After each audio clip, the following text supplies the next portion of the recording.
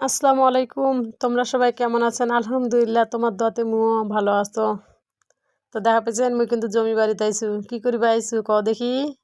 এই যে আলু কুরবা আইছু। মুও কিন্তু আলু কুরবা পারো।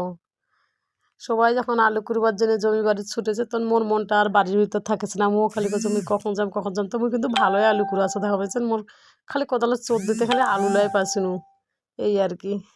তো মনে মনে সিদ্ধান্ত করছো মুই আলু কুড়াছো তো মোর ফ্রেন্ড ঘরক না দেখালে কেমন হয়, সেজন্য মুই বের করছো যে তাহলে না ভিডিও করো। এই জন্য মুই কিন্তু এই আলুর ভিডিওটা করছো। মুই কিন্তু আজকে এক ব্যাগ আলু না হলে যাম নাই। তো দেখতে দেখতে কথা কইতে কইতে দেখছেন মোর এক ব্যাগটাও ভর্তি হয়ে গেছে। এই ব্যাগটার না হলেও আধা মণ আলু ধরছে। দেখেন মুই এখন চলে যাম, আর বেশিক্ষণ থাকিম না, কারণ রোজা আসো হাঁসরও বিতে গেছি যা রান্না বাড়া করা লাগবে। তো ব্যাগটা খুবই ভারী, মোর তুলিতে খুব কষ্ট হচ্ছে আর কি। এই রোজা থেকে এই ভারী ব্যাগটা উঠা যে কি কষ্টকর।